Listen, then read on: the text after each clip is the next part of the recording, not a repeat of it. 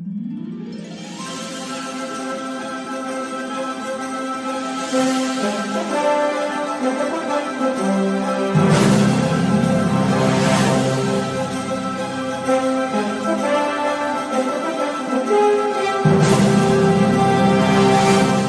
hello again, and welcome to another episode of the Hyperion Adventures podcast. I'm Tom. As always, I'm here with my beautiful, wonderful, Marvel-loving wife, Michelle.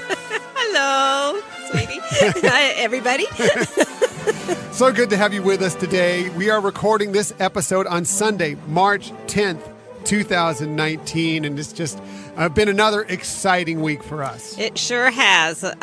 In looking at all the things to talk about today, I was like, oh my gosh, I hope this doesn't end up being another one of those marathon episodes, because there's just so many exciting things that happened this week. Right. It's been another crazy week in the Disney universe, in the Marvel universe, just everywhere. It's just been a fantastic week, and we can't wait to talk about it with you. But thanks for joining us today. In the future, you can find us pretty much everywhere you can find podcasts. If there's somewhere out there that you notice we are not, please tell us, because we'd like to become a part of that if possible. You can also find us on HyperionAdventuresPodcast.com. That's our own website. Matter of fact, we released a review this week, a written review on there, because we saw Captain Marvel a little early, so we wanted to get that out there before the screenings actually happened for most everyone out there. But we also have all our podcasts out there, and we're gonna be adding to it as we go along, just trying to gussy up that website a little bit more. Good term, honey. I like it. Yes. You can also find us, of course, and subscribe to us, better yet, on iTunes, Google Podcast, Spotify, and Stitcher. Right. And we also would love to hear from you all. In terms of these podcasts, we'd love a review. We'd love to get some feedback, what you like, what you'd like added on, switched up. Let us know. How can we become the best podcast possible out there? We would love to hear from you and let us know what we do right, what we don't do. Maybe not as quite right, like saying words like that. What can we do? Using gussied up? Yeah, yes. What can we do to reach out and be better with you? And I think, that was showing my age there and using the term gussied up. And I was noticing when I was going through some of our brackets that we are doing some brackets with some other podcasts out there. So fun. Theme Park Thursday with at Dillo's Diz, Monday Morning Monorail podcast, Dizflix and Tidbits podcast, all have these brackets out there. And I was noticing as we're going through there, I may be dating myself in some of my answers on our responses out there. At Frank Dillo, you're known as kind of the old guy in the Disney podcast community. Well, I think I got you beat, my friend. So just letting you know, if you're concerned about being the old guy, just turn it on to me. I'm okay with that. I think you and I are the same. I mean, we've been doing the brackets together. It's been fun but hard at times. A little arm wrestling, coin flipping, yes. Persuasion using techniques. But I do think that we tend to go with the classics. Right. We just tend to sway with some of the tried and true originals, and as far as films, songs, attractions. Right. Just kind of the way we tend to go. I think we look into it a lot deeper, maybe more than necessary. Like, that was a first of doing this and that. Yeah. If it wasn't groundbreaking, right, if it wasn't for Snow White, there wouldn't be any other cartoon. Yeah. Yeah, none of these would be on this list if it weren't for Snow White. Right. It wouldn't exist. Exactly. Yeah. Sometimes we go way too deep down the rabbit hole on these things, but we're having a lot of fun out there with these brackets, and maybe next year we'll do our own, but we're having a lot of fun with those that are out there this year. Anyways, we have fun with all of these podcasts, including a couple others that are coming up. We're going to be actually appearing on a couple other podcasts coming up this week, but we have a lot of fun with all these people out on Twitter, and you can always find us on Twitter at Hyperion Podcast.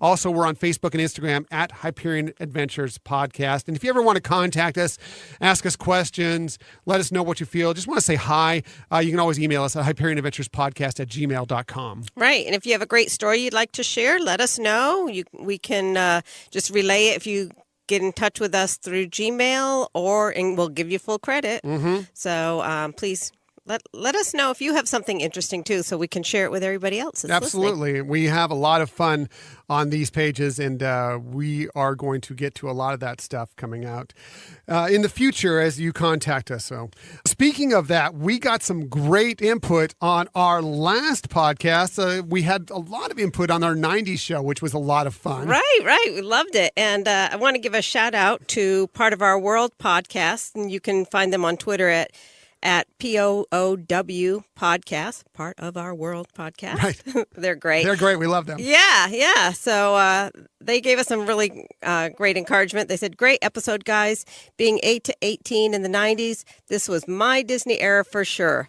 I have fond memories of the park, Toontown, exclamation mark, going to the theater and spending afternoons watching Tailspins, Darkwing Duck, DuckTales, and Aladdin. You definitely got me all nostalgic with this topic. So yeah, that was a lot of fun. Yes, thanks, guys. We love your show, and we always appreciate you chiming in with our show. And right. We also got a tweet from one of our OG Hyperion adventurers, Dan Noon. You can find him on Twitter at HighNoon619, and he said, at Hyperion Podcast, movies I love from the 90s you didn't mention. We couldn't get to everything, but unfortunately, some of these are really good ones.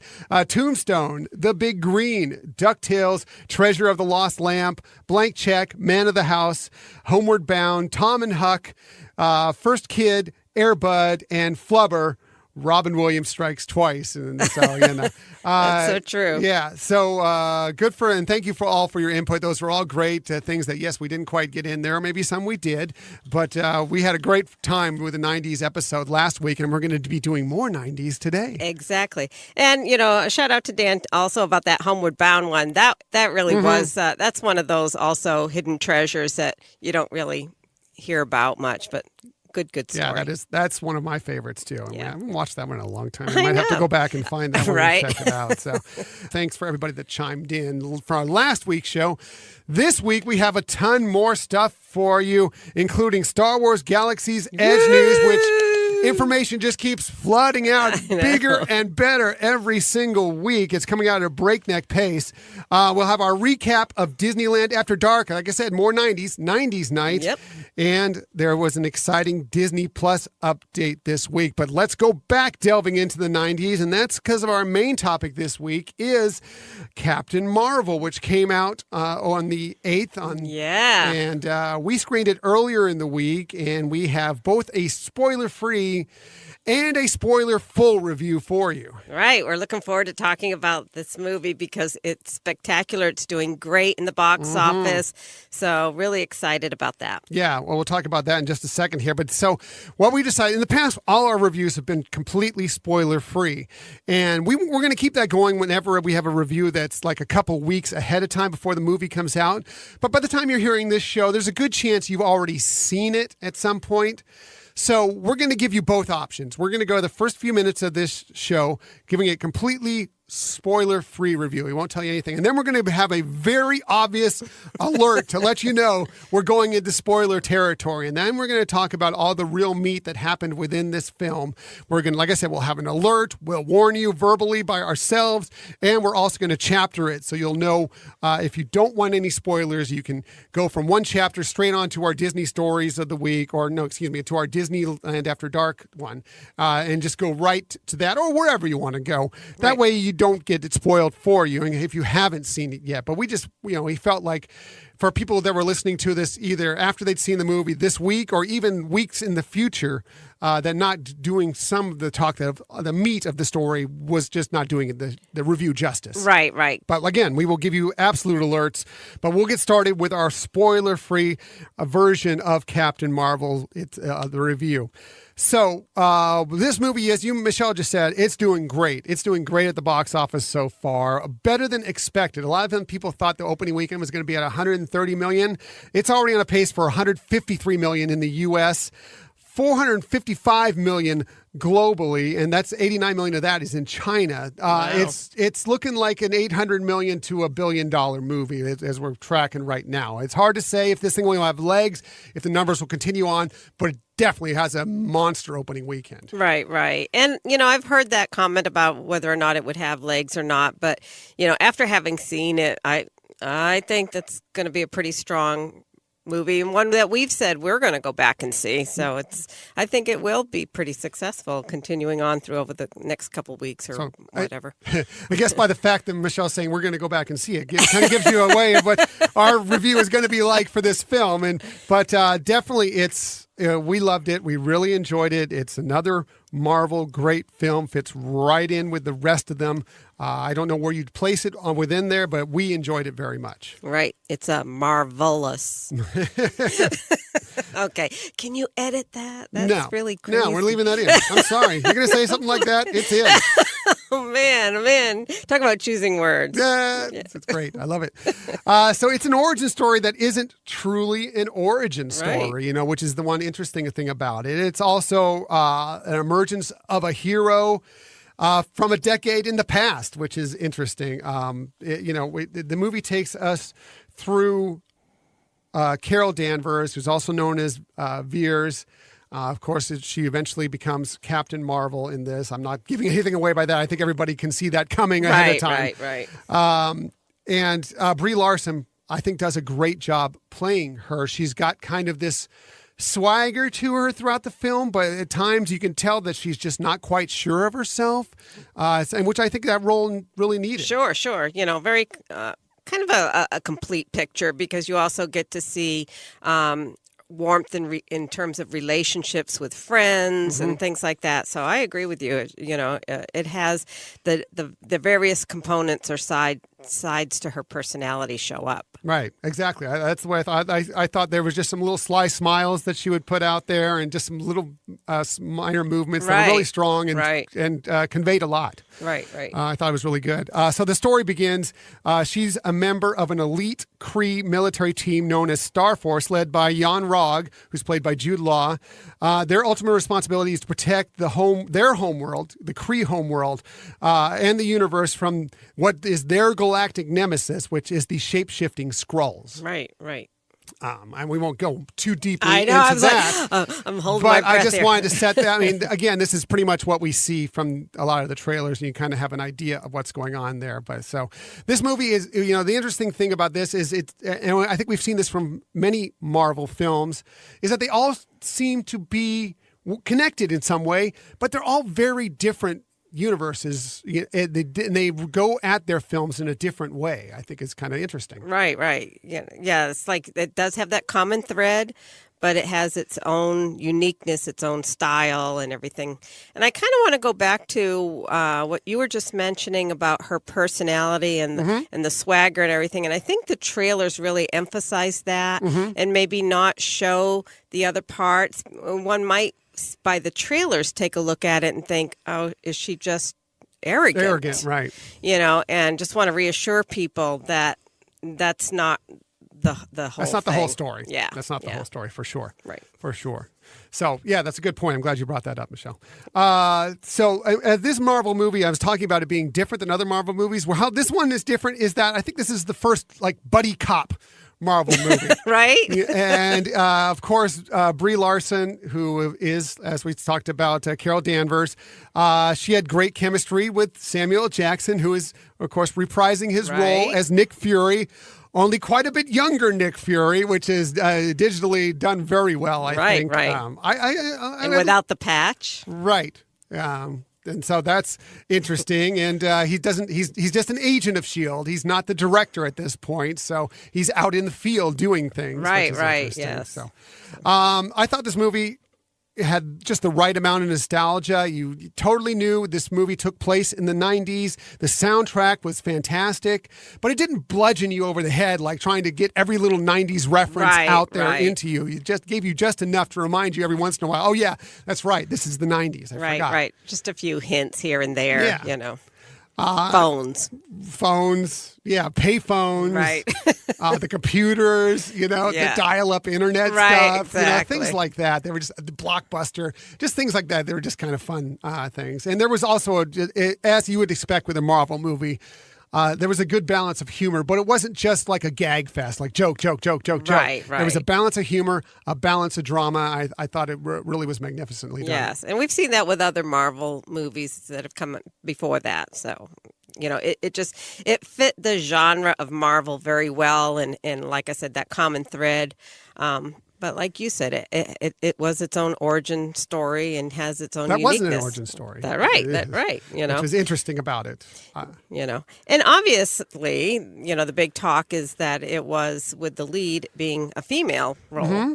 And, one of the things that, it was great to see an amazing storyline written, for a woman. Mm-hmm.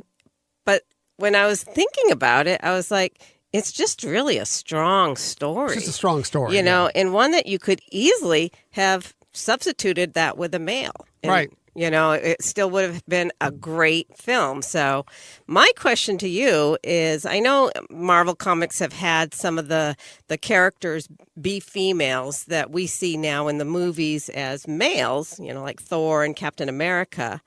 But what other movie do you feel that they could have easily switched out the male lead to be a female? I think virtually any one of them they could have. And many we will, in the comics, many of them at some point are played by female characters, as you were just discussing. Right.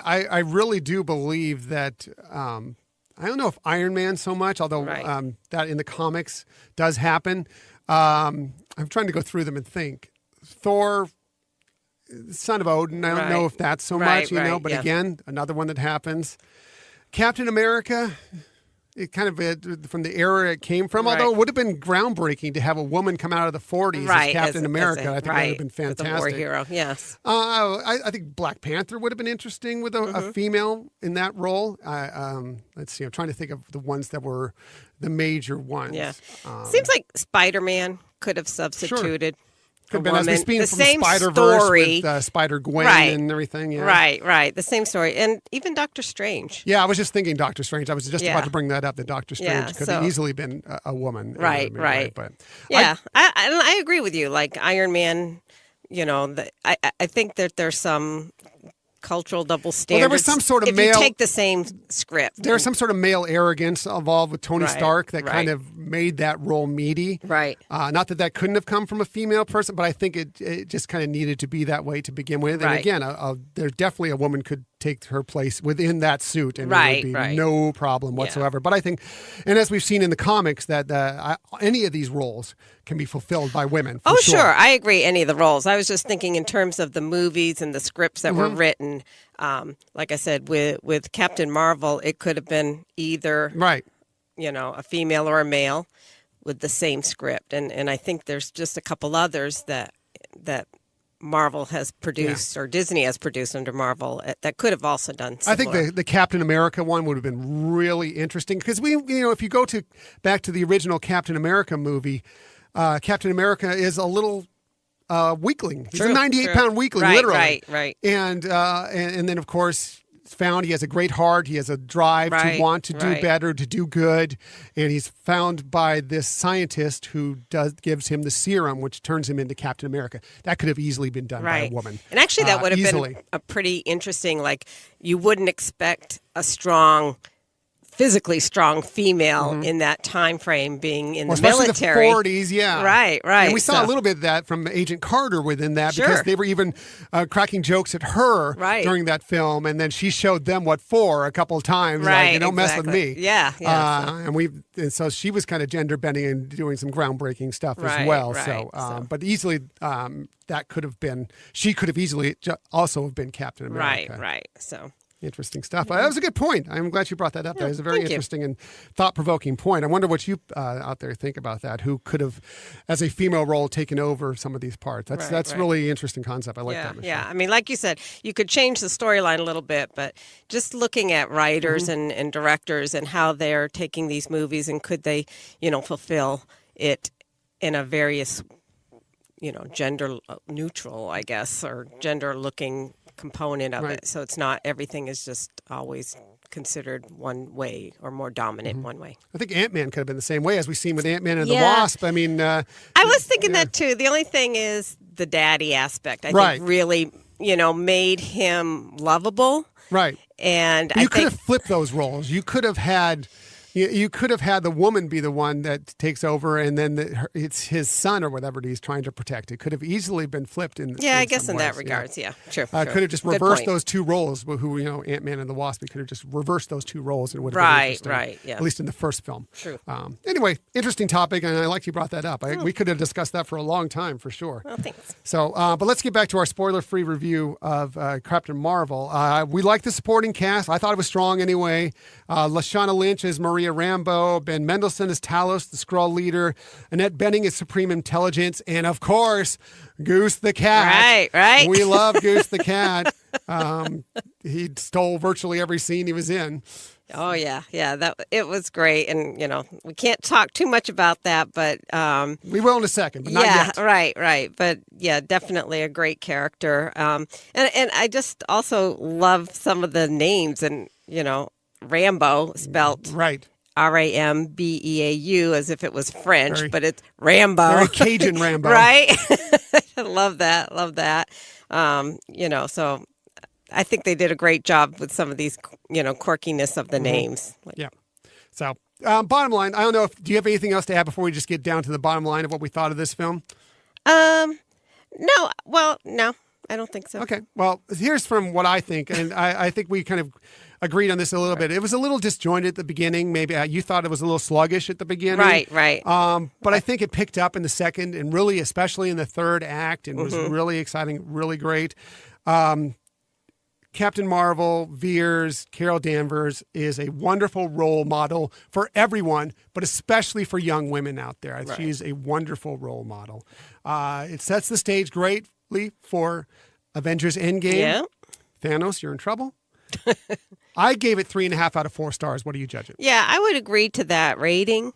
And as you said, I when I was putting my notes together for today, put that it was a bit wobbly at the beginning. In fact, my thought when I was watching it was like, oh, is this going to be like Wonder Woman? It's a good story. It's a good movie. A lot of people love Wonder Woman, We didn't like it as much as other people, but a lot of people loved Wonder Woman. Right. I mean, I enjoyed Wonder Woman. Glad to have seen it and everything. Thought it was a good movie. Just didn't think it was an exceptional movie. And that's what my concern was at the beginning with this one. I was like, oh, man, did they kind of fall short on this one? But all of a sudden it takes off, and it just does it, just keeps going, and it's just amazing. Yeah, I loved it. I was actually captivated all the way through. I put it a little disjointed at the beginning, and I think it was a little disjointed, but I think that was partially intentional.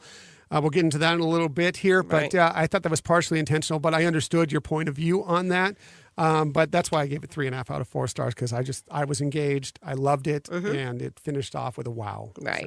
Exactly. I really enjoyed it. So, and there may have been tears shed by me because it's a movie, and I cry at every film I see. I think I cried more after. I think you were crying and laughing at me. Yeah.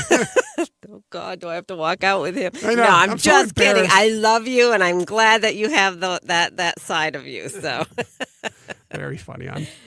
I'm an emotional wreck. That's all there is to it. No, I'm an emotional wreck. You can appreciate the all the elements of a movie. So that's our spoiler-free part of our review. But hold on, it's time for spoilers. Just warning out there, we got our spoiler alert coming up here. That was good. Yes. I just wanted to give you some warnings that there is a spoilers coming here. So if you do want to stay spoiler free, I've marked the chapter from here on out. There will be you can go past it to the next thing when we're talking about Disneyland After Dark 90s Night, or you can go to Disney Stories of the Week, whatever you want to get to. That's fine. You won't have to spoilers, but we are about to really talk about the meat of this movie. So if you don't want to hear them, go away now. Okay, now that you're still with us, let's get to this movie and the meat of it. I'm going to start off right before the film even began. Right. And the Stan Lee tribute that was at the beginning was amazing. It was. In fact, I put that as, in my top 3 fun things about this movie. That was amazing. And, you just, who couldn't tear up with that? I mean, that was just so cool, and well done. It was a great way to tribute Stan Lee. It wasn't, over the top. It was just perfect. And I thought they would do a little something for Stan in there. Of course, I knew that there was going to be another cameo in there, which there is, of course. Right. And I thought that because I'd heard he recorded several of them, at least up through this. I'm not sure about Endgame, but I know through Captain Marvel he had recorded his cameo before he passed away. And I knew there'd be another little tribute somewhere, maybe a thank you at the end, whatever. But the way they hit it with the regular kind of Marvel logo unveiling where they kind of go through clips from films, but it was all him from all his cameos and all the films and all that stuff. And then a thank you stand right afterwards. And that was simply done. Was just beautiful. I loved it. It was. That was really, like I said, very tasteful, just, honoring a really great guy and really did it in a way that I think he would have enjoyed. And we were at a press screening, and the crowd still cheered loudly for that moment. It was really just started out the film in a really great way, feeling good, and, but still missing Stan and, and being sad. But it was a beautiful tribute to him.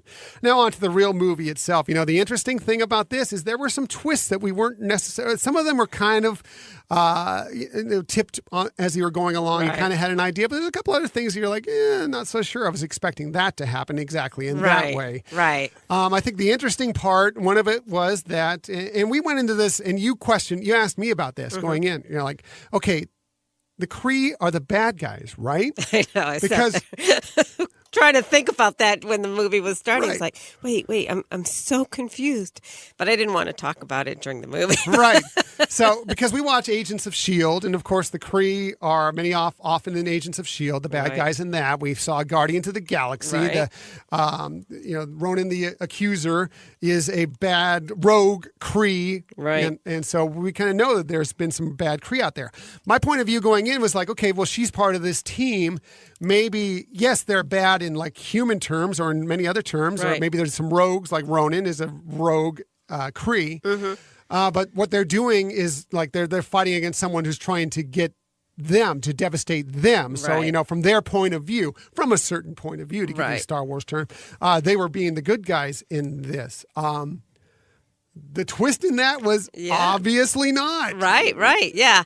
Similarly, I mean, I was looking at it as well. Maybe this was the beginning before they became bad and kind of telling the story of maybe how they were before they were bad. But yeah, you're right. It was a unique twist to it. Right. And they even set it up where the Skrulls, every scene you see with the Skrulls in it, looks like they're the menacing people. They're being bad. They're doing bad things. And that's because we're kind of seeing it from the Kree point of view. They're setting it up that way. Yes. As you find out later in the movie, that's not the case. Actually, the Kree are hunting them down and trying to kill them. Wipe them out. Right. And genocide. Yeah.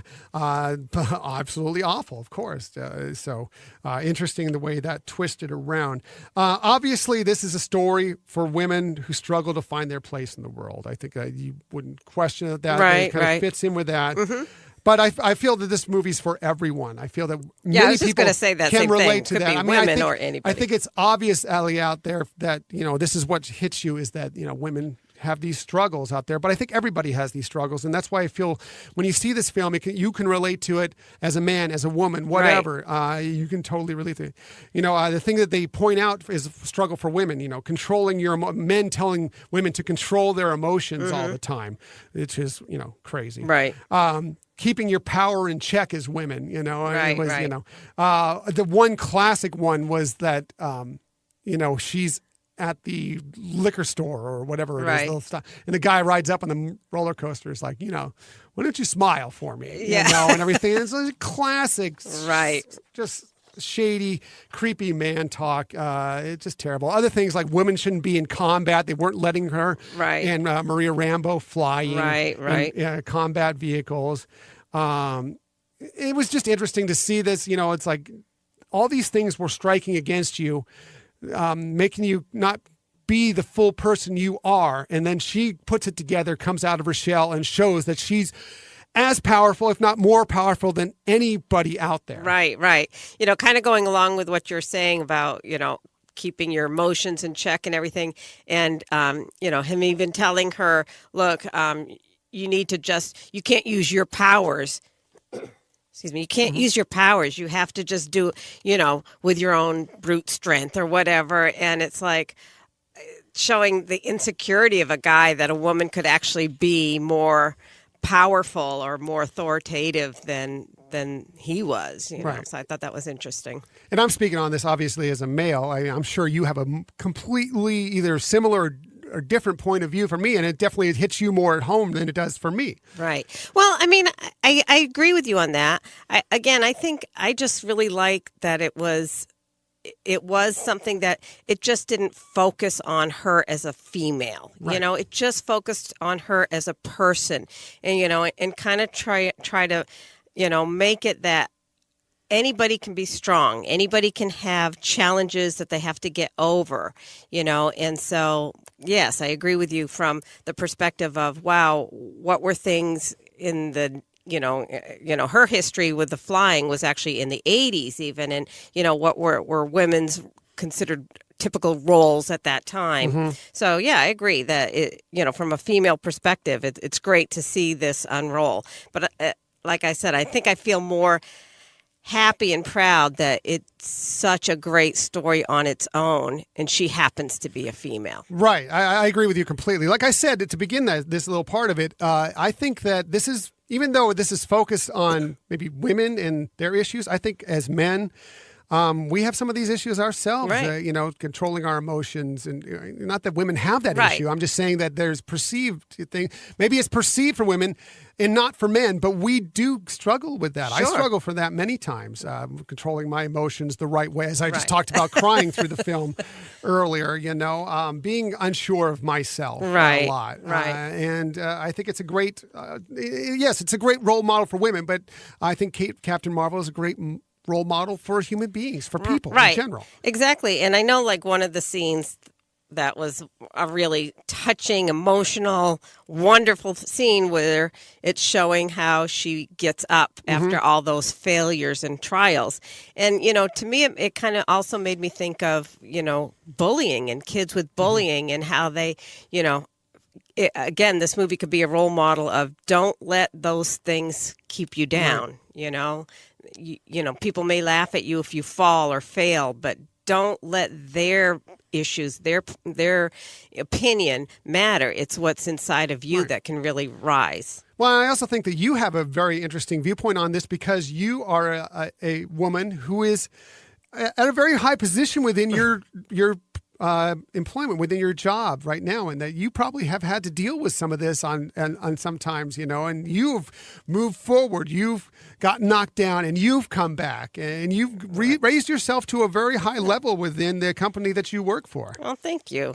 I do think, I don't want to say woe is me. I think that especially being a small woman, or a short person, also, you tend to, as you're going through, tend to look kiddish, and it's harder sometimes, even when you're, like I'm in the medical field and I'm talking to doctors and everything, to come across that it is not just, a little kid, or, that the information is just as valid coming from me, I guess. But yeah, I don't want to sound like, I don't want the podcast to feel like it's, but I agree with you. I'm just pointing out the point that right. you experience this, as many of you women out there who are listening to this every day have experienced some similar things. And I think it's great that this is out there. Right. I also think men do experience this at times, but just not quite to the level that we've seen women in society to this point. Yeah, no, that's true. And, the other thing I want to point out on this is that, yes, this has been brought up. And yes, of course, within this movie, it shows a lot of female empowerment.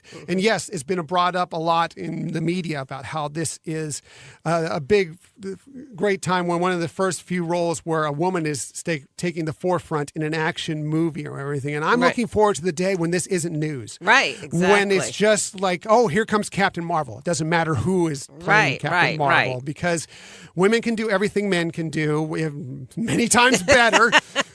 So you're finally learning. I know. Know. Yes. There's no question about Saying that. Saying it to you every day. Oh, I tell you, every podcast I talk about how better your tip is than mine. I know that for a fact that you do things better than me. So I'm just hoping and looking forward to that day when this is a big deal and it's great for women. I'm looking forward to the day when it's just another Marvel movie Right, coming out, and we're excited exactly. for that. It doesn't matter who's leading the cast. Sure. But I agree. Yay for this film. So good. I want to talk about also a secondary theme that I took. I mentioned this to you that is kind of a little more under the radar in this, but we talked a little bit ago about the Skrulls. Right. And of course, they're perceived at the beginning from the certain point of view as the bad people, the bad guys. The interesting thing about this is, and I think this is kind of an underlying theme throughout this film, is that the prettier people, the better looking people are the Kree that we're seeing for the most part. Sure. The Skrulls, they don't the best looking to fit in. They kind of got to hide. They got to blend in with the people around them. I think that's a statement. It's an undercover statement to what people are dealing with. As far as I don't look like everybody else. Right. I don't. I'm not the same weight. I don't have the pretty magazine model looks. Right. I have a different ethnicity. Whatever else may be, I think the Skrulls were stepping in as kind of that role within this that they had, and then, it's kind of perceived that you have to blend in with the people around you. Sure. And that's kind of like their shape-shifting was kind of having to blend in with the people around them. Right. Yeah, that's a good point. I think it was an interesting underlying theme within this film. Right. I agree with you. And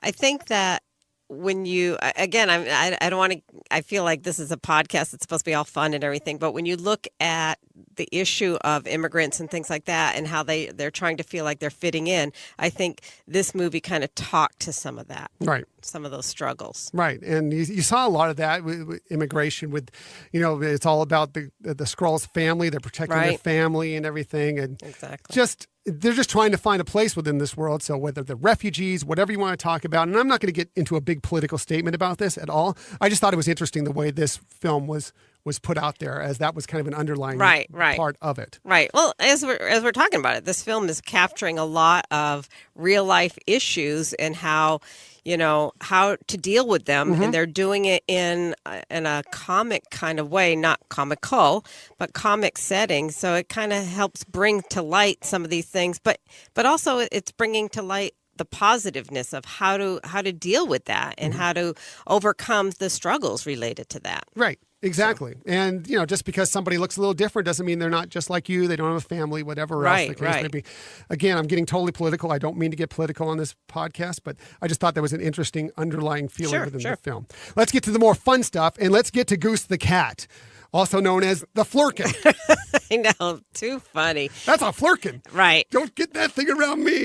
You shouldn't have that in your lap.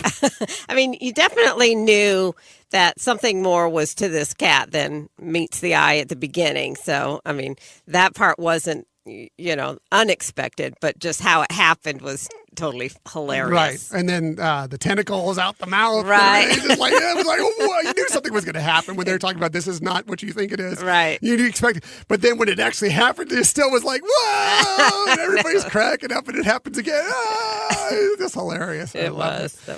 Goose the Cat was great. I loved Goose the Cat in this film.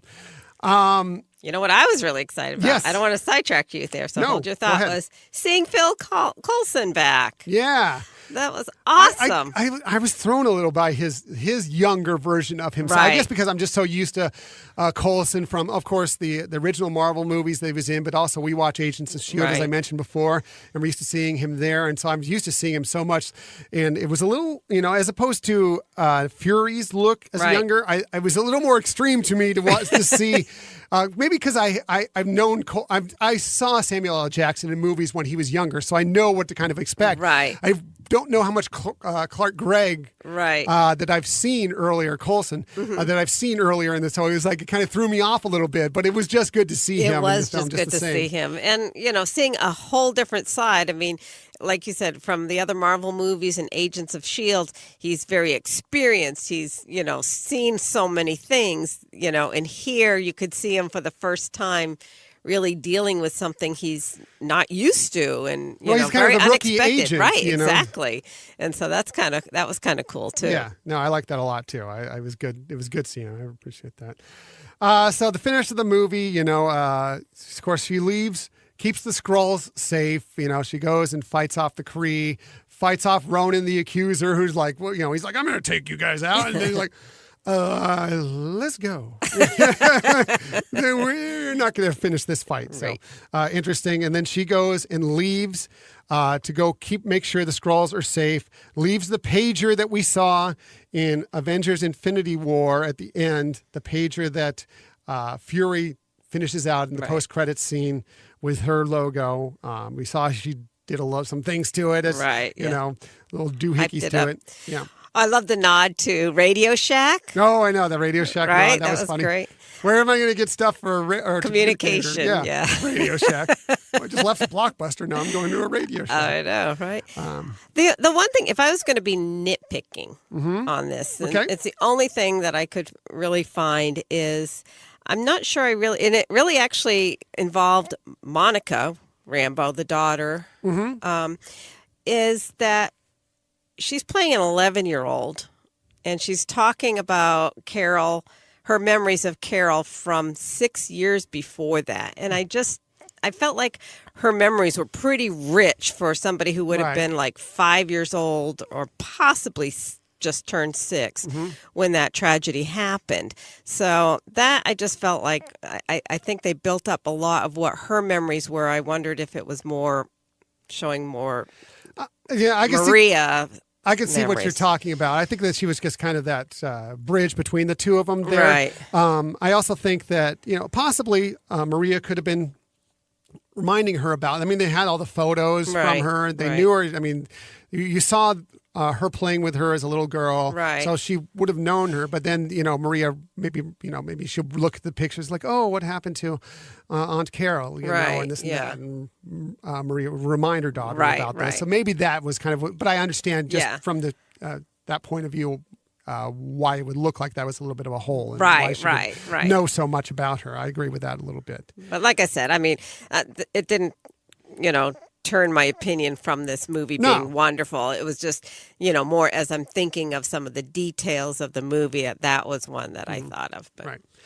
My one thing that I had to get through was that because in this film, obviously the Tesseract plays a big role. And the last time we saw the Tesseract, well, we've seen it within many of the, it was in the Infinity War, as a matter of fact, because it has one of the Infinity Stones. But it's made an appearance various times throughout the series. But this is taking place in the 90s. So that places it between the first time we see it, which is in Captain America, the original Captain America, the first Avenger, and then with the Avengers. Right. So it's there. The last time we see it in Captain America, the original Captain America, Howard Stark, who is Tony Stark's father, is scooping it out of the bottom of the ocean. We went and watched Avengers just last night again, just to confirm some of this, to make sure our memory was correct on that. And yes, that's what they say in there. And then the next thing you know, it's in space in the 90s. Right. So that's my one little plot hole is that how did it get from Howard Stark to be up in space in the 90s? And my thought is that it must be somewhere, whether it was said in there and I didn't hear it or missed it, or whether it'll come out later that somehow the woman Annette Bening plays, who is the Kree who's trying to help these Skrulls, somehow got it from Howard Stark, and that's why it's up there, and that's how, and that's of course how Fury gets it, and that's how Fury has it for Avengers. Right, exactly. So it's just as far as I know, and maybe you heard it in the film. I didn't hear it. I need to go back and watch the film. We're going to go back and watch the film. But that was just my one little plot hole I walked out of the movie wondering about. And so I'm just trying to put two and two together at how that all happens. So, yeah, I totally get that. That is kind of a little bit like, makes you wonder. Right. And maybe it'll be explained later, or again, maybe I just missed it, which happens a lot in these films. When the first time you see it, you're just like, wow, wow, wow. You miss some of the details, and you catch the details later on as you're going through. Well, and if somebody there listening knows, let us know. Yeah, please let us know. We'll give you complete credit for it. Post-credit scenes, of course, it's a Marvel movie. Of course, there's post-credit scenes.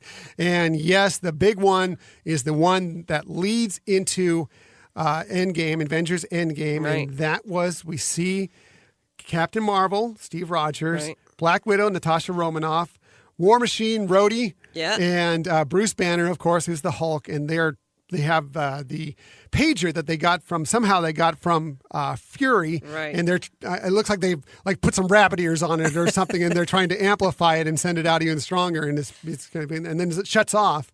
And you're like, what's going on? Why is this shut off? Right, lost signal. So maybe we can start it again. Next thing you know, you turn around and there she is. And the only thing she says is, "Where's Fury?" And you're like, "Oh yeah, Endgame! How many 6 weeks? I can't wait." Well, and of course we saw a little taste of it too with the other Ant-Man movie that came out. I mean, it's all these little things coming up. It's just making your mouth water to want to see this movie soon. Yes, and that was the one thing. Actually, I thought there'd be more within the film itself about tying it into Endgame, but I guess they just didn't really want to do that. I was wondering if there was going to be some sort of visit to the quantum realm to sort of explain how Ant-Man gets out of there. Maybe Captain Marvel in there. Maybe there was something with time shifting, something like that, but there wasn't. So, they've just kind of left it completely still up for grabs on what's going to happen in Endgame, which I actually kind of like. So that's good. Oh, yeah, yeah. And the fact that they're talking about that they are going to cover so much material to try to wrap everything up that, that it's possibly going to be a really long movie. That's fine. Yeah. I'm excited for it. I can't wait. And of course, there was a second scene right at the very end of the film. And as usual, a lot of times that is just a funny, humorous scene. And it's just Goose coughing up the Tesseract like a hairball on Fury's desk, which was pretty darn funny. Exactly. A simple scene, but it was pretty funny. Yeah. So that's it. I don't know if you have anything else that you wanted to discuss about the movie. No, not really. I think there's, like you said, I like the fact that there was a balance between the I don't want to say seriousness of it, but the storyline, but built in with humor. Again, as I mentioned before, I didn't want to give all the names away, but Marvel and the fact that, Nick actually kind of made fun of it saying Marvel. And I thought that was pretty funny. And Minerva. Right. I thought that was pretty hilarious as well. So, and then the uniqueness of Carol Danvers and calling her verse or Veers. Right. Because it was the end part of her dog tags. That's the only piece that she had that took with her. Right. Yeah. So I just thought this time they put a little bit more into the names. And of course, as I mentioned before, Rambo was perfect. So I just all, little nods all like great that. Little stuff. And I'm looking forward to seeing it again and picking up even more detail. Right. If you noticed some things that we not brought up, what was your favorite parts of the film, please contact us. Let us know. That's it for our spoilers? Yes. That's it. Spoiler alert. We can stop the spoiler alert. It's done. Spoiler. Okay. Enough of that sound. Yeah. No, you needed one of those sounds that say, what is it? Something like emergency is over. Or catastrophe averted. Right. So we're done with our spoilers. So you can get back, if you're trying to dodge them, we can get back to our regularly scheduled program here. And you don't have to worry about us telling you anything else about what happened in Captain Marvel. You can just experience it for yourself. But let's get on to our second topic. And again, it's more 90s. It's been 2 weeks of 90s here. And that was Thursday night. We went to Disneyland After Dark 90s night. That was a blast. And even though, personally, we were having some struggles with some things with traffic, etc. My reflections of it are nothing but such warm fun, and Disneyland did it well. They did an awesome job at it. I thought I commented to you at the night that I thought it was interesting because we've been to a few of these, and even recently this year. I mean, last year we went to Throwback Night, Star Wars Night. This year we went to Sweethearts Night, and now this one, 90s Night. This one to me had the most energy. I just thought it was kind of interesting. There was a lot of more singing and dancing going on. The crowd seemed really revved up. You thought there was, I know we love Sweethearts Night. Right. And you weren't sure about that, but I thought I just felt energy throughout the night. Right. And I rethought that because you did mention it, and I thought about it that, I think at the time when you said it, my thought process wasn't so much energy as engagement in terms of people really enjoying the night and enjoying all the activities. And so that one, I felt like it hit all the After Dark things that we've gone to. But I agree with you in terms of the energy and the dancing. I mean, I think especially since they had bands there as well as, DJ and everything. I think that helped. But I think the main reason was because it really hit a target audience that was very, very much into, whether you're talking the music or the Disney afternoon shows, whereas the other nights had to have a much broader appeal. And so you didn't have that same kind of focus. So as I thought about it, I think you're right. It did have more energy in the air from the people who were at the park. I think it celebrated an era that hasn't gotten a lot of that. I mean, you hear a lot about 80s night, there have been 60s, 70s stuff. Enough time hadn't gone by yet. Now it has. You didn't get a lot of 90s parties as much out there, So I thought it was interesting that this happened, and I think that everybody was willing to embrace it, and especially around some of these Disney shows and movies. Right. That they grew up loving. It was kind of a golden era, as we discussed a little bit in our last episode of the 90s, and whether it be Disney movies or Disney television, it was kind of a golden era, and people were excited to celebrate it. Exactly. And, one of the things that I think I mentioned to you that night is the fact that, this age group that grew up in the 90s and was also one that where they, because we didn't see as many kids as we've seen in the past either. And I think this was their way of kind of like, high school reunion kind of thing. Let's leave the kids at home. Let's go out and party and, have a lot of fun there. And I think that's also brought the energy there. Right. I completely agree with you. And that's what it looked like. There was a lot of people. I mean, we've seen a DJ out there at some of these before, and there's a couple people dancing. It's not, they're enjoying the music, but a couple people dancing, whatever. Right. Everybody was gathered around the DJ. Yeah. When the band was playing at Tomorrowland, they had the rock/pop/punk band that would play in the Tomorrowland Terrace. Right. Tons of people showed up for that band. They filled up the Mark Twain Riverboat for the R&B group that would play on that and sail around the rivers of America. Everybody was involved in the entertainment on this one, I think, even more than we've seen in some other Absolutely. of these type Absolutely. I couldn't agree with you more. So really cool. So they celebrated very much the Disney movies of the 90s. They had characters and scenes from many of the films from the 90s. They also had big hits to Disney television of the 90s, especially Disney Afternoon, which, was like DuckTales, Chip 'n Dale Rescue Rangers, Darkwing Duck, Gummy Bears, shows like that. They had a lot of interest with that. Oh, absolutely. And so this time it was fun, too, that they gave like a fold-up poster that actually had places to get stamps done that, related to those afternoon shows, and so I thought that was a fun little thing that they had people doing. But I really liked the people doing the stamps on those posters were the cast members were so decked out into that 90s retro look with the teal and the pink that, everything really did capture the essence of the 90s that evening. Yeah, I mean, the cast members a lot of them were into it. We were watching before the band came out in Tomorrowland Terrace, and there was a cast member out there it's kind of a stage manager role, I think is what she had. But she was out there and they were playing some NSYNC, they were playing some Hanson. Right. And she was just dancing and singing away and just enjoying it. And I thought that's how it was not only, so it wasn't just the guests who were doing the exact same thing, it was also a lot of the cast members. It was a lot of fun. That is true. That is so true, The other, one of the things that was also very impressive is that they gave fanny packs out, which were adorable. And it didn't dawn on me. Very 90s colored fanny pack. Right. And it didn't dawn on me at first that, this was the first time we didn't have lanyards. Mm-hmm. And I was okay with that. I do like the lanyards, but the fanny pack, that it's really. More useful. A lanyard's great and you collect it and you can keep it around. And it's nice to have. And you look back, oh, yeah, I remember when we did that.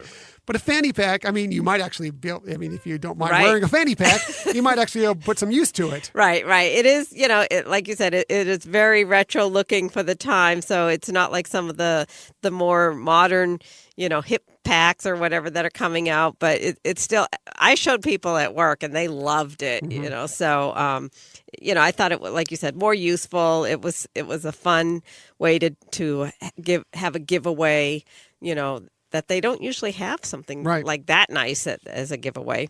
I was really surprised, though, I guess, but not now that we're talking about, all the energy and everything, but the specialty merchandise sold out pretty early into the evening. I think that tends to happen a lot with these things. If you wanted to get some of the specialty merchandise, you need to hop in those shops early.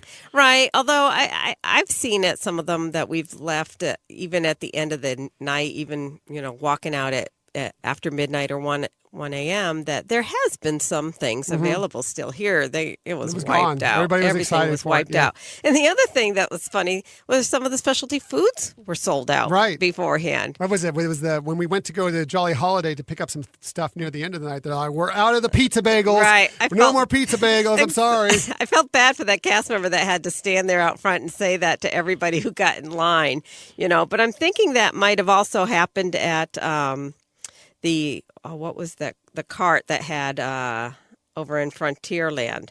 Was that the churro cart? Right. Yeah. They had the PB&J Oh, yeah. churros. There was a line. That line was all night long. Crazy. Yeah. But then all of a sudden there was nobody there. So I'm assuming that they had to sell there out. was such a long line for that. Every time we went by there was such a line for that. Yeah. I mean, I think they did a good job controlling lines. I think there were unexpected line lengths that they had, Of course, the longest line was the line to get a picture with Max, and that just made me thrilled. Right. Actually, everything. Not just Max. Max in his Powerline costume exactly. from the Goofy movie. Right. If you've seen that film and you know at the beginning of that film, he's in a Powerline outfit, and that's what Max was dressed up. It was awesome. It was awesome. It was awesome to really see the energy around the Goofy movie. I mean, we've talked about how it seems like that movie doesn't get a lot of love, but it did seemed, that night. That night you could see that there are a lot of people who loved that movie. I mean, as we said, the line for pictures with Max was the longest of any lines there. So many people having the Powerline cosplay on that evening, and then also the fireworks. Yeah, well, let's talk about the fireworks spectacular here, because that's one of the things I wanted to hit as well. Yeah. It started off, and it was it really was based on Disney Afternoon for much of it.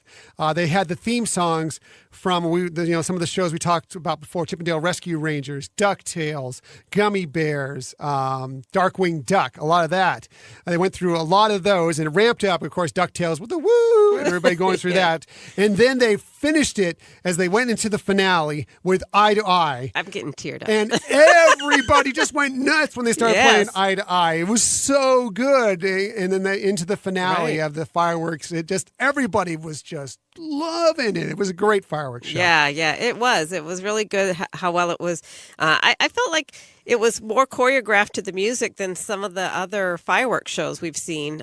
They really had it spot on. It was spectacular, like you said. But yeah, the crowds really got into it when they, with all of them, but especially when they played Eye to Eye. That was so cool. You kind of thought, because it seemed like it was just going to be the Disney Afternoon. So because they were just going theme song, and then DuckTales. They're like, okay, they'll probably wrap it up with DuckTales because that's probably the best of the Disney Afternoon theme songs.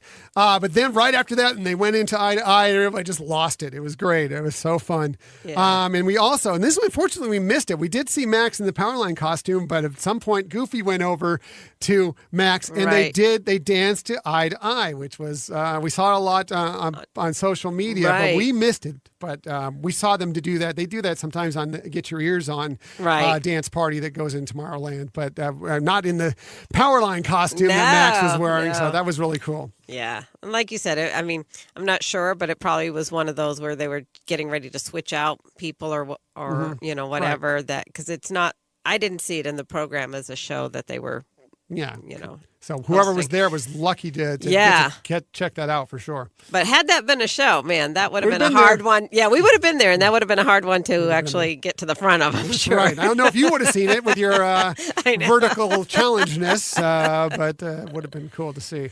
But I thought this was great. It was fun. I loved it. Yeah. I'm glad we went. We had a great time with it. And we even walked away. See, I thought going in, it was no coincidence that it was 90s night and Captain Marvel was coming out right at the same time, which is set in the 90s. And I guess it was a little bit of that, but there really was no reference of it within the actual night itself. But we did walk away. They gave us Captain Marvel posters as we walked out the door. Yeah, from it, nice touch. Nice. Yeah. So that was cool. It was a great night. If you went, tell us what you thought about it. We'd love to hear from you and find out what you thought. And I'm sure it's sold out already, but Heroes Assemble is coming up at Disney California Adventure Park in late April, right around the same time that Endgame is coming out. Yes. So we're excited to go do that. And check into it, see if it's sold out or not. I would imagine it is, but they do these nighttime, these Disneyland After Dark nights are really fun. Yeah. And it seems like each time they learn from it and they up it a little bit. So, it's really, even if you have an annual pass and you're paying an extra fee for this, it is still well worth it. It's a different experience altogether. Right. And the thing that I wanted to point out, that I pointed out the night of, is because everybody was dancing and I guess they were in line for peanut butter and jelly churros and everything else, that actually the attractions, yes, there's always, at these nighttime events, usually easy access to the attractions, but it seemed like people didn't even care about going on the attractions. We were walked on many of them, exactly. Barely any line at all, if any. So that was kind of a fun little aspect of the night for us. Right.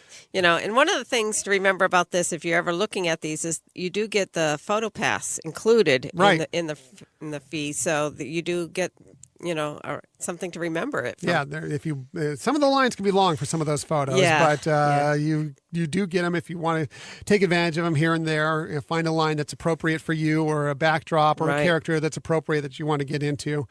I would say pick and choose on that. You don't want to be in lines for photos all night. Right. Well, maybe you do. I don't know. I don't want to be in line for photos all night. Right. I think what was nice this time, too, is even though they had some throughout the parks, they had a grouping because of the afternoon Disney afternoon characters. They were kind of grouped together that you could kind of then judge, hey, what's a line or two that I think that I can get through both of these or several of these easy enough. Whereas in the past, that hasn't been the case. And you're like, okay, this line is really long. Let me go try another one and see that line is long. And then you find yourself wandering throughout the whole park and seeing everything is full. Whereas here, you could easily pick out something. Right. I think they had, a lot of more simple backdrops, and I think that was able to split things up enough. There were more photo locations, I think, and I think that's what one of the things they're learning is that, fewer photo locations, people are in line all night for these photos. If you have more of them, then, you can pick and choose the lines, because it's more spread out. People are going to different ones. Of course, the Max one was the biggest line we saw all night, but it was good. I'm happy. Like I said, let us know if you went there or if you're looking forward to any of that are coming up. And if you want any tips on it, we'd be happy to do that. So that's it for all our 90s coverage. Let's move into the future now. And we're going to talk about, of course, the big story from this week was that the Walt Disney Company had their shareholders meeting on Thursday, and some huge news came out of that. And the biggest news that came out of that was the opening dates for Star Wars Galaxy's Edge. Now, turning to our parks and resorts, I've got some very exciting news to share with all of you. We're nearing completion of Star Wars Galaxy's Edge in Anaheim and in Orlando, which are by far the largest lands that we have ever built. And the excitement and the anticipation for these lands, just unbelievable. And in light of the tremendous demand, we're going to let guests explore those lands a bit earlier than we had originally planned. And so I'm happy to announce that Star Wars Galaxy's Edge is going to open up at Disneyland on May 31st, and then at Disney World on August 29th. Now, wait, there's more. On opening day, we'll transport guests to a galaxy far, far away to live their own Star Wars adventure, exploring the planet Batuu and mingling with famous and some infamous characters, hanging out at the cantina, building a droid, or flying the fastest hunk of junk in the galaxy in our phenomenal Millennium Falcon Smuggler's Run attraction. And that's just the first phase. We're going to have a second big opening later in the year when we debut the land's second big e-ticket attraction, which we're calling Star Wars Rise of the Resistance. This is the most technologically advanced and immersive attraction that we have ever imagined, and we're pushing the limits of imagination and innovation. We'll actually blur the lines for our guests between fantasy and put them sort of right and reality, and put them right in the middle of the rebellion and give them an active role in a fight against the First Order. So, yes, that was obviously Disney CEO Bob Iger, and that was the huge news. There really wasn't a lot of big news within this conference call. They went over a lot of things, but nothing really groundbreaking too much. I'll get to one other thing late in just a little bit here. But that was huge news that both of these parks are opening up earlier than expected. Right, exactly. I mean, we were told much later dates from the very beginning. We were excited when, I guess a couple months ago, he announced June for Disneyland's opening. So this is pretty exciting that it got moved up. Right, and definitely for Walt Disney World, because originally it was fall, and we were even expecting it to be like late fall, Right, maybe exactly. November. Yes. But it's obviously opening up in late August into September. Now, of course, as you heard there, they're going to be opening up in 2 phases. So the Millennium Falcon Smuggler's Run will be up and going when this park opens up. And of course, Oga's Cantina and all the other shops in and around Batuu, Black Spire Outpost will be open. But Star Wars Rise of the Resistance will not be open yet. I think it's kind of interesting that they decided, I think they saw that this was going to be done. And, why should we have this thing when it's ready to go, for the most part, except for one attraction, just sit and wait while we wait for this other attraction to be finished. Right. And I think they decided, no, let's open it up. I know there's a lot of people excited to go do this, and we'll have it available for them just a little bit earlier. They just can't do this attraction yet. Now, some people will, and I saw this on social media, some people complaining like, oh, it's Disney going for another $1, having you go pay twice to go to experience them both. Well, I'm excited just to go there, and I don't even care if I go on an attraction. Yes, I want to go on them, but I don't care. But also, if you're so concerned about that, just wait until the second one opens and then go then. Don't go when it's open earlier. You can wait it out and do it then. That's just my 2 cents on it. Right, exactly. And, again, if they're opening it up earlier than originally, reported, then you got to expect that it's not going to be totally completed. I mean, they could say, okay, we won't open it until June, but it might be late June or whenever. And, it's sad that some people can look at it that way, but like we were talking about, people who actually had reservations to be, at California, Grand Californian in late May, boy, did they luck out. Right. If they already Suddenly had like, that. What? Right. Why are we so lucky? We were trying to actually beat the crowds to Right. Galaxy's Edge, but now we're lucking out. And some people that had some reservations a little later might be like, oh no, too bad. But they'll still be there. Right.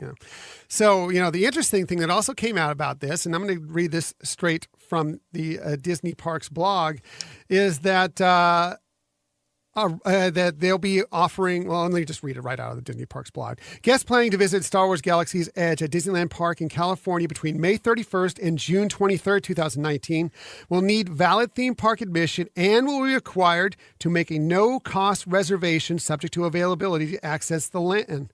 Information on how to make a reservation will be available at a later date on Disneyland.com and the Disney Parks blog and the Hyperion Adventures podcast. Guests staying at one of these three Disneyland Resort hotels during these dates will receive a designated reservation to access Star Wars Galaxy's Edge during their stay. One reservation per registered guest.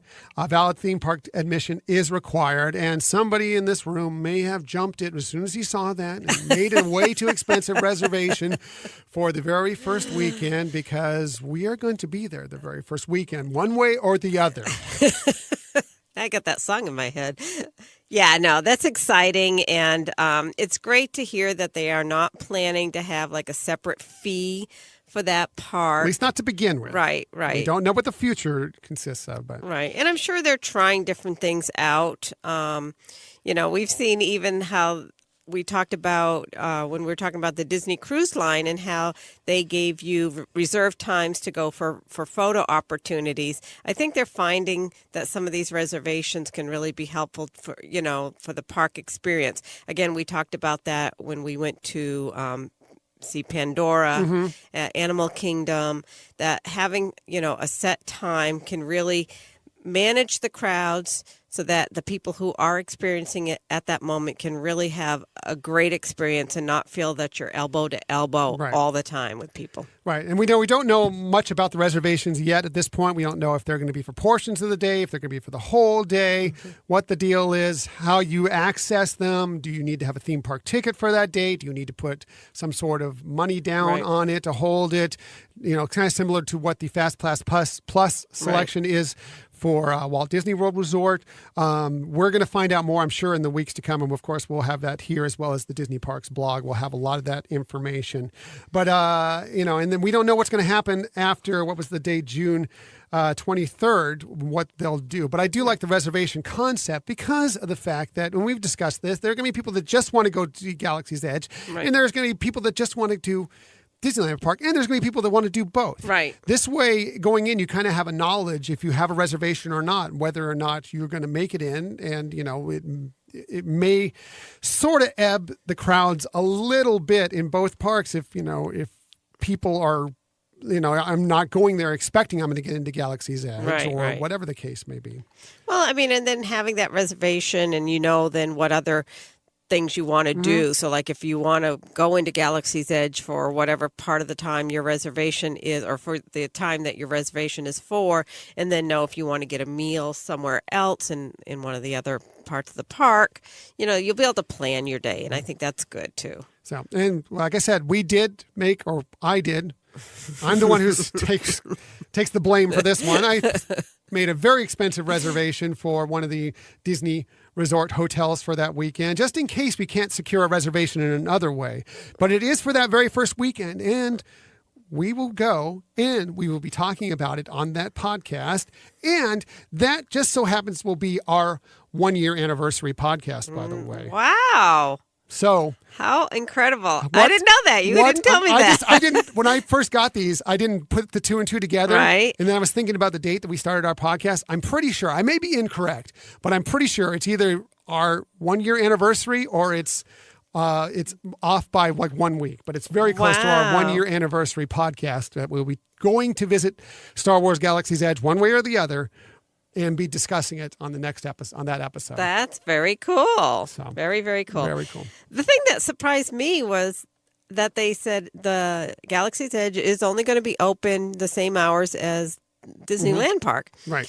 Or Disneyland Resort Park. And that surprised me because I was kind of expecting, when we were talking a few episodes ago about Star Tours opening, just an attraction, and how they stayed open for 60 consecutive hours. I was kind of expecting something, similar, that they would have this land stay open, for several consecutive days. Well, let's talk a little bit about that. The interesting thing about this is that they've said in the Disney Parks blog write-up on it that there will not be open for extra magic hours. Right. It will not be open for during any of the other extra times. Sorry, I'm blanking on the other one, but you will not be able to go into it early and get into this, because I think that's what a lot of people thought, is that maybe we can go and stay there, right, and then we can get in there, before rope drop and get in. So that was an interesting point of view on it. And I don't know, except at Hollywood Studios, it will. Yes, that's right. I'm talking about Disneyland mostly. Right. They will be doing it at Walt Disney World Resort. At Disneyland Resort, they're not going to be doing that. So you won't have, at least as of right now. Now, things could change. They may feel this out and decide to change it at a later time. Right. But as of right now, it was written up. I'm just going to read how it was written up here, just so there's no confusion, or less confusion anyway. A reservation will not be offered or required to experience Star Wars Galaxy's Edge at the Walt Disney World Resort at this time. You should know that valid theme park admission to Disney's Hollywood Studios is required to visit Star Wars Galaxy's Edge after its opening on August 29th, 2019. Capacity is limited, so know that going in there. Not just everybody's going to get to go in. When it gets full, they're going to cut it off and not let more people in, so be prepared for that. Additionally, Star Wars Galaxy's Edge will be available during extra magic hours. During extra magic hours, guests staying at select Walt Disney World Resort hotels can spend extra time at Disney's Hollywood Studios enjoying select attractions. Details will also be available at a later date on DisneyWorld.com and the Disney Parks blog and the Hyperion Witches podcast. But interesting also, it goes on to say that it will not be included in Extra Magic Hour and Magic Morning. That was the one I was trying to think of at Disneyland Park. So just know that going in, that if you're thinking you can get into Galaxy's Edge by getting the extra magic hour or the magical mornings, that's not going to be the case. You will still need, at least at this point, the reservation. We'll see what happens after the 23rd. Right. So, but interesting stuff. Also interesting that they're not offering Fast Pass service for either park now for Smuggler's Run. So I don't know what that's going to mean. I'm sure that they'll have more detailed information coming out in the future about what's going on. Right. And as it is, it seems like we have more information every week. So I'm sure we'll get more information next week and the week after and the week after. And it'll continue to extend our podcast as we keep talking about these things that we don't necessarily expect to be talking about with Galaxy's Edge. Right, exactly. We're so excited for it, we just can't help but discuss it at length. So. Well, they didn't say they wouldn't have fast passes, though, right? They said not at this time. They're not planning on it that's at this time. Now, that doesn't mean it's not going to change. Right. I think Disneyland Park is going to be really they're going to look at this and see how this works, especially with the reservation system to begin with, and see how that plays out. And this is going to play a lot into how Disneyland moves forward after the 23rd of June, and also once August 29th hits with Walt Disney World Resort, how they look at it from there as well. I think it's going to be an interesting just kind of experiment to go through it and see what happens and what's best. And as we've talked about in the past, the resorts are totally different. The clientele, the guests that go to the Disneyland Resort are very annually pass driven because there's so many people in and around the LA, Orange County, San Diego, Santa Barbara area in general that are within 2 hours of driving distance of this park, just millions and millions of people, that it's really driven by annual pass holders, whereas the Walt Disney World Resort is really driven by vacationers because, yes, the Orlando is a decent-sized city, but it's not anywhere close to even any of these cities I just mentioned, even Santa Barbara in Southern California, as far as population-wise. So a lot of it is driven by guests coming on for, week vacations, 5-day week, sometimes even up to like 10 days, 2-week vacations out there, So I think it's a lot different when you look at it. So. Yeah, I think that Disneyland is going to have not just because they're the first to open, but just because of, like you're saying, the type of clientele that are driven to it, being annual pass holders, and space issues, the multiple entrances into that part of the park. I mean, I think they have a lot that they're going to have to deal with here that they aren't going to have to deal with at Hollywood Studios. So they've stepped up to the plate to go with the harder challenge first. So that was kind of interesting. Absolutely. I think it's going to be interesting to see what all this shakes out. And as we've been talking about for a long time, and I'm looking forward to seeing what comes of it, but I'm mostly looking forward to that we will get to go. I know. One way or the other. If I can get out of that reservation, I'm going to try to, because that's a lot of money. But I'm just glad that we're guaranteed that we're going to be there and seeing Galaxy's Edge on the first weekend and get to talk about it on our podcast and share what we saw and learned from it with you, our listeners out there. Hopefully we'll be able to have some pointers for you. Yes. I'm hoping so. I'm just looking forward to flying the Millennium Falcon. It's going to be cool. But I'm looking forward to walking through the land and shedding many man tears as we walk through the land. It finally has happened. It's going to be so great. I'm so excited for it. So, by the way, this is pretty much going to take up our Disney stories of the week, but I have one more thing from you that came out of the conference call that was big news. I don't think most of it that happened was big news for anybody that wasn't there. I think they showed a lot of film clips from films that are coming up in 2019, some stuff from Episode 9 from Star Wars, the new live-action Lion King that's coming out, all sorts of stuff about that. They ran down a bunch of things and showed some video clips for anybody that was actually a shareholder that was in attendance. But as far as groundbreaking news, there was only really one other thing that I've really found interesting, and that had to deal with Disney Plus. And the fact that Bob Iger mentioned a couple of things that was interesting. The first one being that all the films he went through, as I told you, they went through a period where they showed clips from all the Disney films that are coming out in 2019. He came out and said, all those films that you just saw are going to be on Disney Plus within a year of its launch.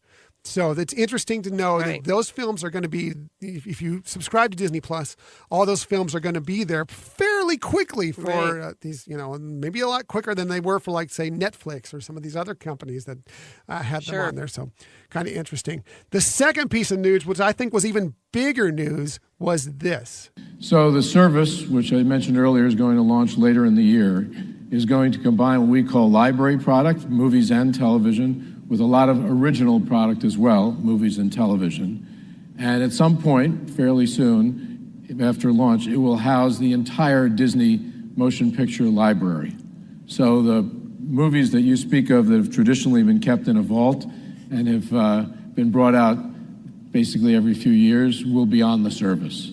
And then, of course, we're producing a number of original movies and original television shows as well that will be Disney branded. So it's going to combine both the old and the new. And as I mentioned, all of the films that we're releasing starting this year's slate with Captain Marvel will also be on the service. So there you go. So the biggest news of this is that every single Disney motion picture will be on this streaming service. Goodbye to the vault. If you don't know what the vault is, it would be like every 3 years they'd be like, okay, here's this movie out of the vault that you haven't seen in 20 years. No, now you're going to be able to access all the classic movies on Disney Plus. That is fantastic news. That is exciting news, and because sometimes you just want to check out one of those old movies, and that's great that that's going to be available. And it's interesting because right now they do sell those. Like they are right now doing a new release for the anniversary of Little Mermaid. Right. So I mean, it's interesting that they're going to do that, considering that they're going to have those movies on there from the vault. Right. I think it's great. I'm love that, if I have the interest, I want to go back and watch The Brave Little Toaster, it'll be there. If I want to go back and watch Bambi, it's there. Sleeping Beauty, any of these, classic Fantasia, any of these that you maybe not have in your library, but you want to experience it. Maybe your children have never seen it. You want to show them to them without having to purchase it or rent it online, whatever. As long as you're subscribed to this service, it's going to be there. I think it boosts the value of this service immeasurably.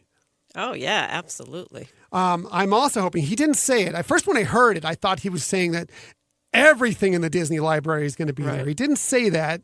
He said the motion picture library.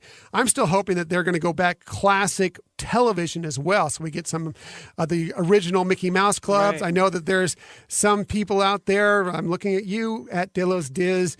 The 90s version of the Mickey Mouse Club they're big fans of that.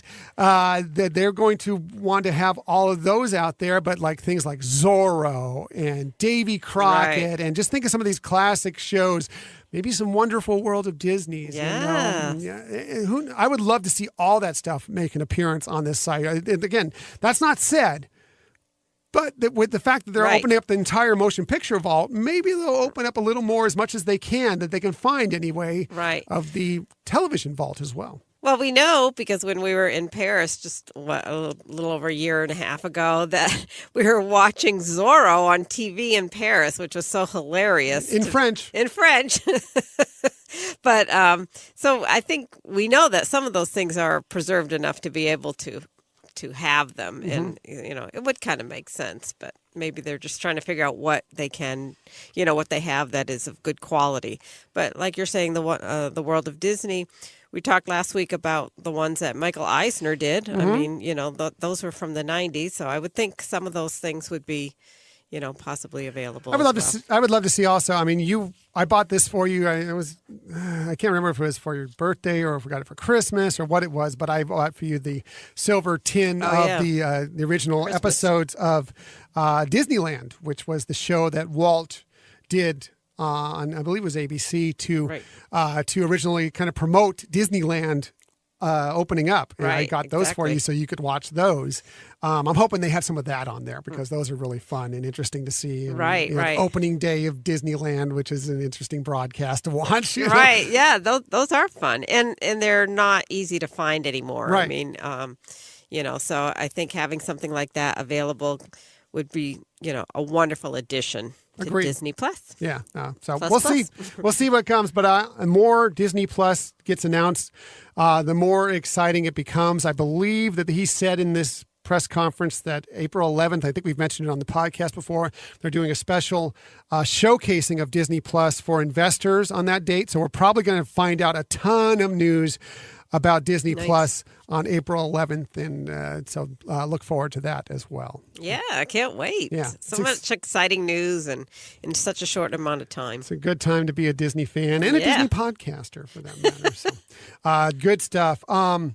Quickly, let's get with this episode has gone a little longer than I would have liked, but a lot of good stuff in this one. So I'm happy to have done that. But we never leave you without getting to some vacation tips for you, something that might help you when you're going to the Walt Disney World Resort, the Disneyland Resort, Disney Cruise Line, Run Disney, whatever the case may be.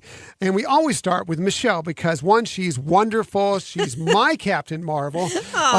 She's fantastic. And she always has the best tips. So without any further ado, let's get to Michelle's tip of the week. Well, thank you, honey. I'm so lucky that you actually believe some of that stuff, but okay. That's the facts. My tip today has to do with any of the Disney parks. And one thing they all have in common is that they have what's called the baby care centers. And so these are available, as I mentioned, at the parks. They're open during regular park hours, and they're complimentary to use for anybody who has babies or toddlers or kids.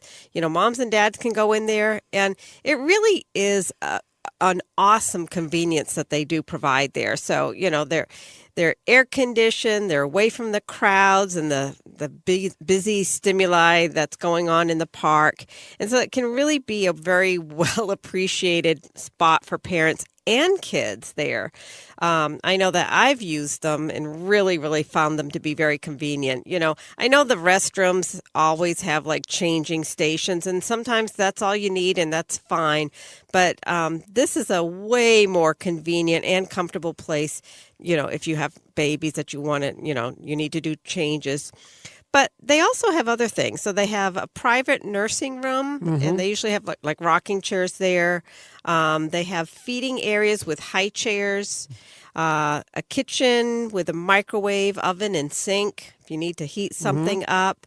But they also have a room with television and tables and chairs, that kids can just kind of also settle down, especially if it's hot out, in the peak of summertime, And then if you did forget to pack something, or if you ran out of something, they do have the availability to sell some supplies like formula, baby food, juices, bottles, diapers, and, even some over-the-counter medication. So if you have little ones, keep in mind that those are very convenient things to use at any of the Disney parks, and you will not regret going in there.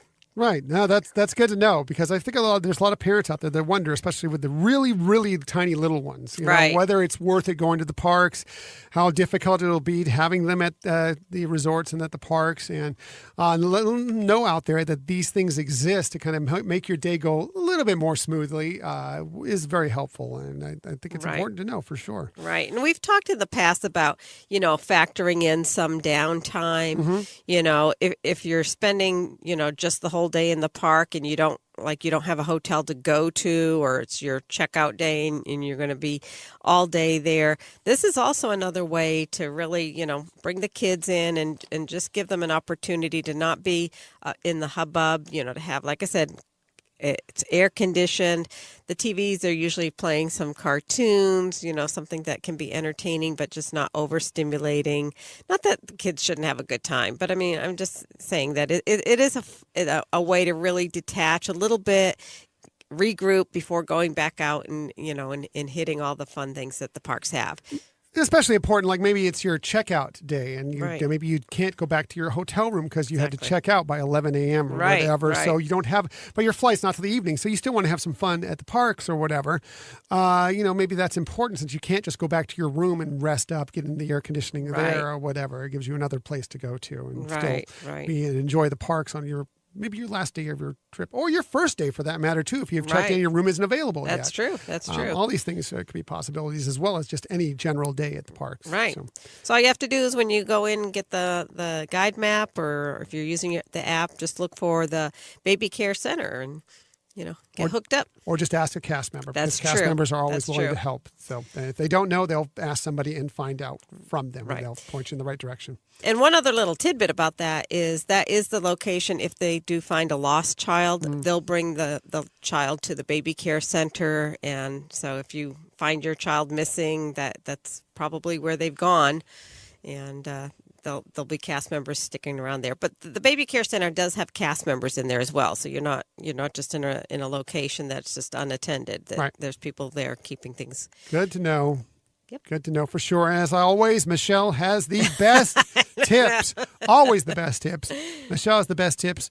Now, here's to my quick little lowly tip. I'm going to talk about, and we talked about a little bit ago about, and I couldn't remember the name, but Disneyland and their extra magic hours, and the one I couldn't remember, Magic Mornings. And I just wanted to talk to a little bit about those, just not necessarily from actually taking advantage of them, which is if you have the chance, you absolutely should take advantage of them because, yes, it's very early in the morning, but the amount of attractions you can get in during that time, it's not like if you're used to the Walt Disney World Resort, sometimes the extra magic hours, there's so many hotels, resorts out there that everybody is kind of going to that one spot. So, yes, they're kind of nice, but they're not as nice as you'll be. Considering there's only 3 Disneyland Resort hotels. And of course, there's some people that can get in through the Magic Mornings as well. It really limits how many people can actually go to these attractions on that day. So you can really get a lot done really early in the morning if you want to go to these. So do take advantage of that. But more importantly, I want to talk about if you don't have that option, if you're not staying at a Disneyland Resort hotel, if you're just coming for the day, if you're staying one of the Disney-friendly the good neighbor hotels around, whatever the case may be.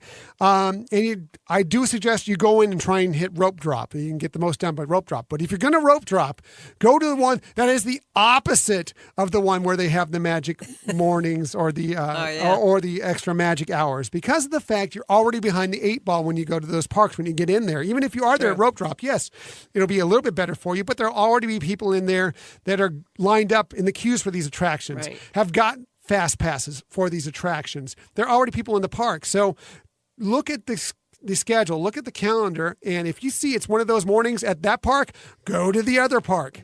Good point. Here's the days for those. Disneyland parks, extra magic hours and magic mornings are Tuesdays, Thursdays, and Saturdays. Disney California Adventure Park are Monday, Wednesday, Friday, and Sunday. So take advantage of it. Go early, but go to the opposite one. Believe me, it'll help you if you want, especially a rope drop. One of the things you do rope drop for is to get on these attractions and get on them quickly and try and get on several of them as quick as you can. If you have people already in the park, kind of set you back a little bit in that regard. So just look at the schedule and plan accordingly. That's a great tip. That's it's not something that people would necessarily think about or being, very intuitive. That is a great tip. Yeah, thank you very much. Yes. Thank you.